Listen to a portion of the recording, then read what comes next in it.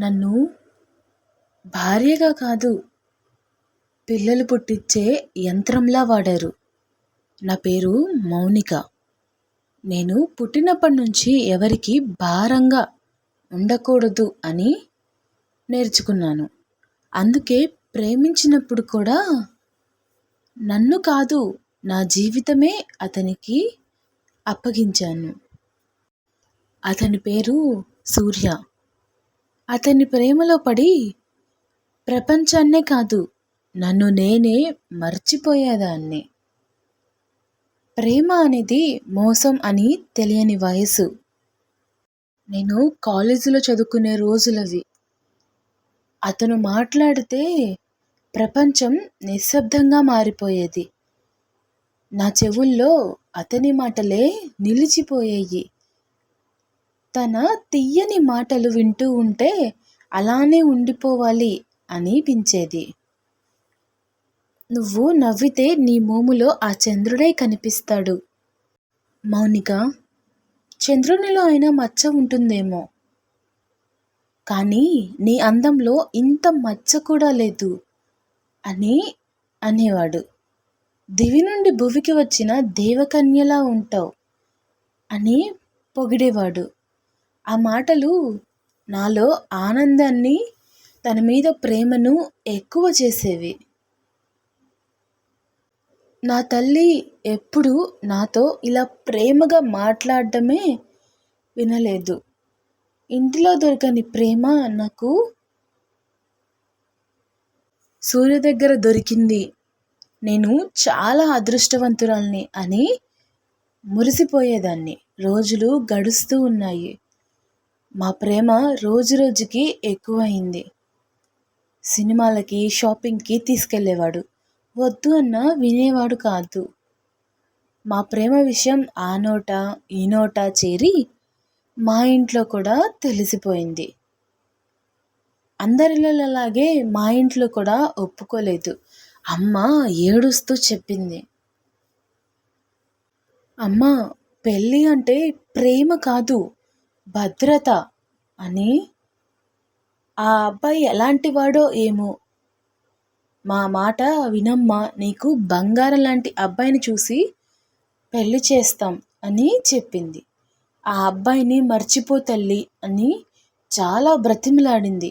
కానీ ప్రేమలో ఉన్న అమ్మాయికి ఆ మాటలు చెవికెక్కుతాయా?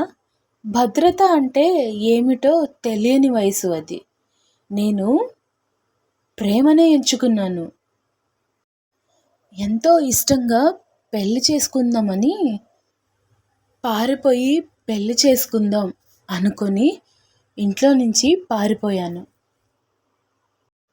అతను నా ఎదుటిన సింధూరం పెట్టినప్పుడు నా చేతులు వణికాయి. భయంతో కాదు, సంతోషంతో నా మనసు నిండిపోయింది.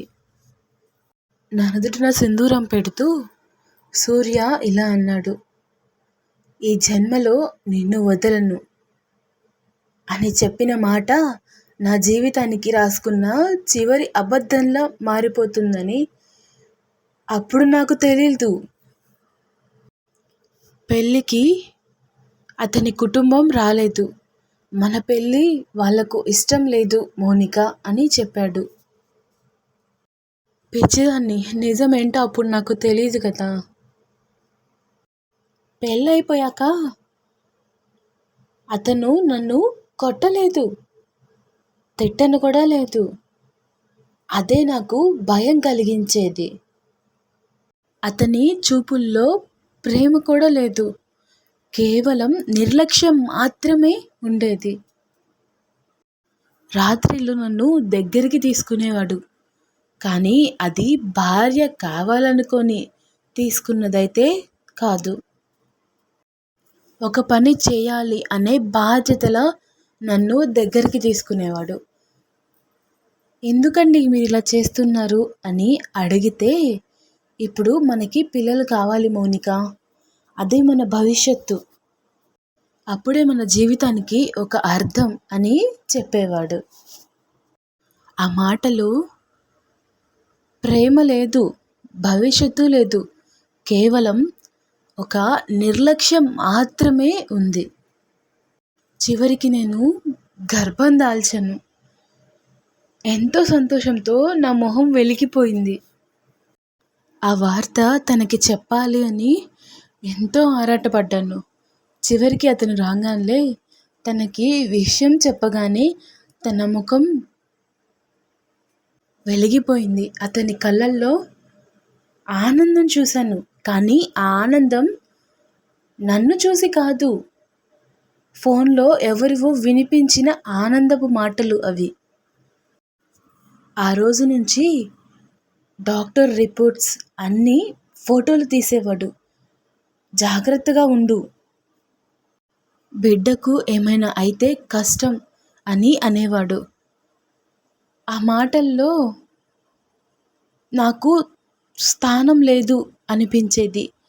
కేవలం బిడ్డకు మాత్రమే ఉందా, నాకు తనకి ఎటువంటి స్థానం లేదా అని బాధపడేదాన్ని. ప్రసవ వేదనలో అసలు నిజం తెలిసిన రోజు నా గుండె ఆగిపోయినట్టు అనిపించింది. డెలివరీ రూమ్లో నేను ప్రాణాలతో పోరాడుతున్నాను. నా చేతిలో సలైన్, కళ్ళల్లో నీళ్లు, నోట్లో ఒక్క మాట అమ్మా అంటూ పెద్దగా అరిచాను. అతను బయట ఫోన్లో అన్నమాట నా జీవితాన్ని ముక్కలు చేసినట్లు అయింది. అమ్మాయి పుట్టింది, ఇంకా పని అయిపోయింది, రేపు తీసుకెళ్ళొచ్చు అని ఎవరితోనో చెప్తున్నాడు. ఆ మాటల్లో భర్త లేడు, తండ్రి కూడా లేడు. ఏదో ఒక డీల్ పూర్తయిన ఆనందం మాత్రమే కనిపించింది. బిడ్డ పుట్టాక ఒక బిడ్డకి తల్లినయ్యాను అన్న ఆనందాన్ని క్షణం కూడా లేకుండా చేశారు. నా బిడ్డని కళ్ళారా చూడనివ్వలేదు, గుండెలకు హత్తుకోనివ్వడం లేదు. డెలివరీ అయిన మరుక్షణం ఆమె వచ్చింది. చీర సర్దుకొని మెడలో తాళితో కనిపించింది. ముఖంలో గర్వంతో ఉంది. నన్ను పైనుంచి కింద వరకు చూసి చాలా ప్రశాంతంగా అడిగింది, నువ్వేనా మౌనిక అంటే అని. సూర్య నిశ్శబ్దంగా ఉన్నాడు. ఒక బొమ్మలా చూస్తూ ఉండిపోయాడు. ఆమె నవ్వుతూ చెప్పింది, నేనే అతని మొదటి భార్యని అని. నాకు పిల్లలు పుట్టరు అని డాక్టర్స్ చెప్పారు. అందుకే సూర్య నిన్ను పెళ్లి చేసుకొని నీ ద్వారా బిడ్డని కన్నాడు అని చెప్పింది. నా కూతురు ఆమె చేతుల్లోకి వెళ్ళింది. ఇప్పటి నుంచి ఈ అమ్మాయి నీ బిడ్డ కాదు, నా బిడ్డ అని తను నా నుంచి బిడ్డను వేరు చేసింది. తల్లి నుంచి బిడ్డను లాక్కున్న క్షణం నేను అరిచాను, ఏడ్చాను, కాళ్ళ మీద కూడా పడ్డాను. దయచేసి నా బిడ్డను నాకు ఇవ్వండి అంటూ బోరున ఏడ్చాను. సూర్య నన్ను చూసి, నువ్వు వచ్చిన పని పూర్తయింది మౌనిక, ఇంకా నువ్వు మాకు అవసరం లేదు అని అన్నాడు. ఆ రోజు నేను భార్యను కాదు, తల్లిని కూడా కాదు, వాడి పని పూర్తయ్యాక పక్కకు నెట్టిన వస్తువుని అని ఆ క్షణం నాకు అర్థమైంది. ఇద్దరూ కలిసి చూపించిన నరకం గుర్తుకొస్తేనే కళ్ళలో నుంచి నీళ్ళు వచ్చేవి. నా బిడ్డ ఏడుస్తూ ఉండేది, అయినా కానీ నా బిడ్డను చూడనిచ్చేవాళ్ళు కాదు. ఆ శబ్దం నా గుండెను చీల్చేసేది. బిడ్డకు పాలిద్దామని గబగబా నా బిడ్డ దగ్గరకు వెళ్ళాను. ఇద్దరూ కలిసి దురుసుగా నన్ను నెట్టేసి, నీ అవసరం అయిపోయింది, నువ్వు బిడ్డకి దూరంగా ఉండు, మా బిడ్డ జోలికి వస్తే రోజు కనీసం చూసుకుంటున్నావు బిడ్డని, అది కూడా లేకుండా చేస్తాము అని బెదిరించేవాళ్ళు. ఆ క్షణం నాకు మా అమ్మ మాటలు గుర్తొచ్చాయి. అమ్మని నమ్మకుండా ఎంత పెద్ద తప్పు చేశానో అప్పుడు అర్థమైంది నాకు. ప్రతిరోజు నేను బ్రతికుండగానే నరకం చూపించేవాళ్ళు. ఈ నరకం అనుభవించడం నా వల్ల కాదు అని ఆ దేవుడి దగ్గరికే వెళ్ళిపోదాం అని నిర్ణయించుకున్నాను. ఒక రాత్రి కిటికీ దగ్గర నిలబడి కిందకు దూకాలి అని నిర్ణయించుకున్నాను. అప్పుడే నా కూతురు ఏడుపు వినిపించింది. ఆ శబ్దమే నన్ను బ్రతికేలా చేసింది. నేను పారిపోయాను. పోలీస్ స్టేషన్‌కు చేరుకున్నాను. మొదటిసారి నాలో ధైర్యం తెచ్చుకొని కంప్లెయింట్ ఇవ్వడానికి ముందడుగు వేశాను. వాళ్ళు అడిగిన అన్ని ఆధారాలు ఇచ్చాను. వాళ్ళ పెళ్లి సర్టిఫికేట్, నా పెళ్లి సర్టిఫికేట్, మెసేజెస్, కాల్స్ అన్నీ పోలీసులకి ఇచ్చాను. పోలీసులు అన్న మాట, "నువ్వు బలహీనంగా కాదు, నిన్ను బలహీనంగా చేశారు. నీకు న్యాయం జరిగేలా మేము ప్రయత్నిస్తాము" అని మాట ఇచ్చారు. కోర్టులో నా బాధ అర్థం చేసుకున్న జడ్జి గారు గట్టిగా చెప్పారు, "తల్లి నుంచి బిడ్డను దూరం చేయటం అంటే అది మహాపాపంతో కూడిన పని. ఈ క్షణమే బిడ్డను తల్లికి అప్పచెప్పండి" అని చెప్పారు.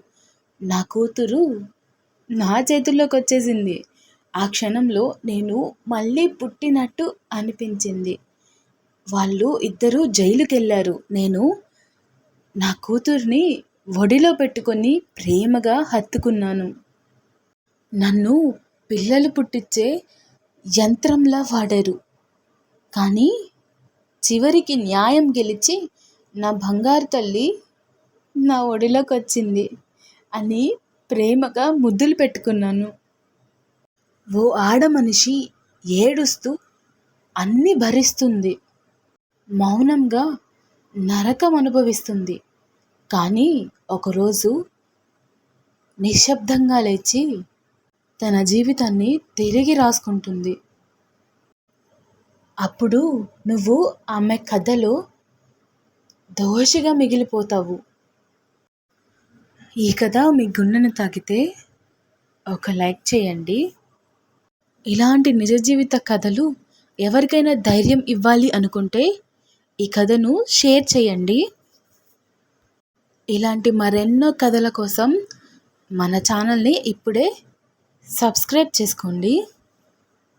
మీరు సబ్స్క్రైబ్ చేసుకోవడం ద్వారానే నేను పెట్టిన ప్రతి వీడియో మీ దాకా రీచ్ అవుతుందండి. సబ్స్క్రైబ్ చేసుకోవడం మర్చిపోకండి. ఎలా ఉందో కామెంట్ చేసేయండి. Thanks for watching.